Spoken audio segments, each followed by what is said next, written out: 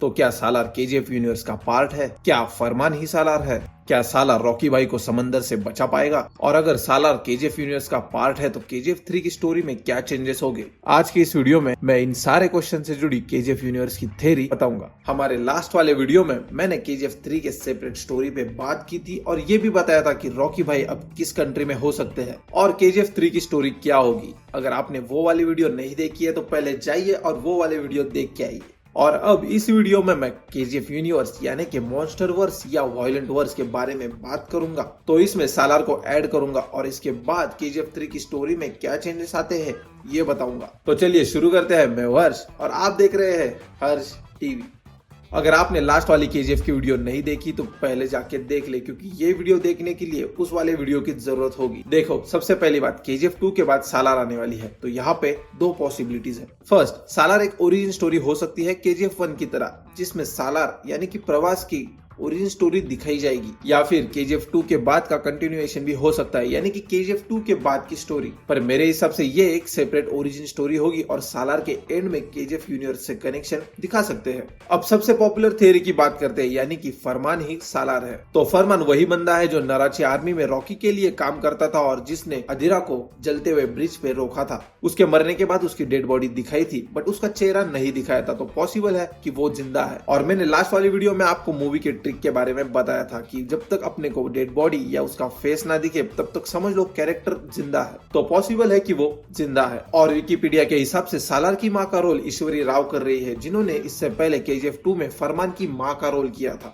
तो यहाँ पे हाई चांसेस है कि फरमान ही सालार हो सकता है। और डायरेक्टर प्रशांत नील ने सालार का मतलब राजा का राइट हैंड यानी कि जनरल बताया था। तो पॉसिबल है कि सालार रॉकी का राइट हैंड बनेगा और उसे इंटरनेशनल क्राइम्स में बहुत ज्यादा हेल्प करेगा। और एक बात, फरमान के गले का तावीज सालार से मैच करता है। चलो, ये तो हो गई पॉपुलर थ्योरी की बात, बट मेरी इसके बारे में कुछ अलग राय है। अब ध्यान से देखो, अगर अपन टाइमलाइन की बात करें तो रॉकी का जन्म 1951 में हुआ था Since 1951 और डेथ 1981 में, यानी कि केजीएफ 2 के एंडिंग में रॉकी की उम्र लगभग 30 साल थी और केजीएफ 2 में फरमान की उम्र मुश्किल से 20-22 साल रही होगी। और बंदे का फेस 3 से 5 साल में इतना ज्यादा चेंज तो नहीं होगा, बराबर। तो मेकर्स को इसके लिए कम से कम 10-12 साल का टाइम जंप दिखाना पड़ेगा, तब जाके फरमान का सालार हो सकता है। और तब जाके सालार की एज 30-32 साल होगी और वो रॉकी भाई के लेवल का आतंक मचा सकता है। और तब रॉकी भाई की एज लगभग 40-42 साल हो जाएगी। और आपने मेरे लास्ट वाले वीडियो को ठीक से देखा होगा तो मैंने वहां पे 3 साल के टाइम जंप को ठीक से एक्सप्लेन किया था। उस टाइम जंप से पहले फरमान की डेथ वाला सीन था। तो पॉसिबल है कि रॉकी ने अपने इंटरनेशनल क्राइम्स को हैंडल करने के लिए फरमान को ट्रेन करने के लिए बाहर देश में भेजा हो सकता है। पर अगर फिर भी ये वाला लॉजिक अप्लाई करे तो टाइम जंप सिर्फ 3 साल का है और 3 साल में फरमान का सालार तो नहीं हो सकता। तो आई थिंक फरमान सालार नहीं हो सकता।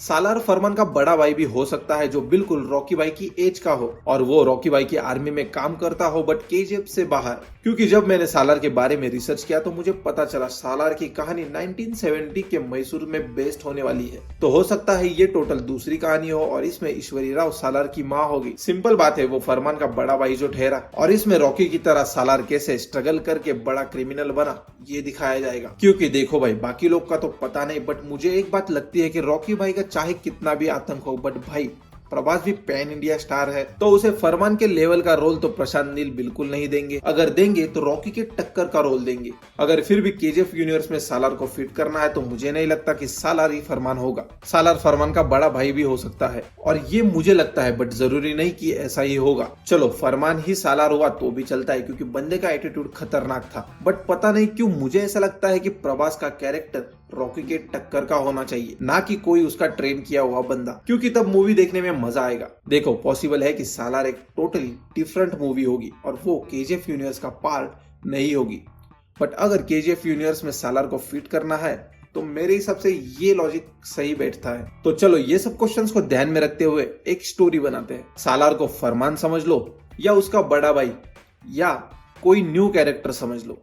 तो सालार मूवी में उसके बचपन से बड़े होने तक का एकदम बैड एस स्टोरी दिखाएंगे और फिर बड़ा होने के बाद वो रॉकी की नजर में आएगा और वो रॉकी के आर्मी में जाएगा और धीरे धीरे वो रॉकी का राइट हैंड या आर्मी का जनरल बन जाएगा। और शायद इस मूवी में हमें रॉकी के पास्ट वाली थोड़ी बहुत झलक देखने मिल सकती है, जैसे कि उसने 3 सालों में ऐसा क्या किया और सालार रॉकी तक कैसे पहुंचा। और यहाँ आके सालार मूवी का एंड होगा और इसके बाद सालार के पोस्ट क्रेडिट सीन में हमें KGF 2 के एंडिंग वाला रॉकी के डूबने वाला सीन दिखाई देगा और वहाँ अंडर वाटर सालार रॉकी को बचाते हुए हमें नजर आएगा। शायद वो सबमरीन के सहारे बचा सकता है या शायद किसी और तरीके से। और तब सोच के देखो थिएटर में क्या माहौल होगा, पूरा थिएटर स्टेडियम बन जाएगा।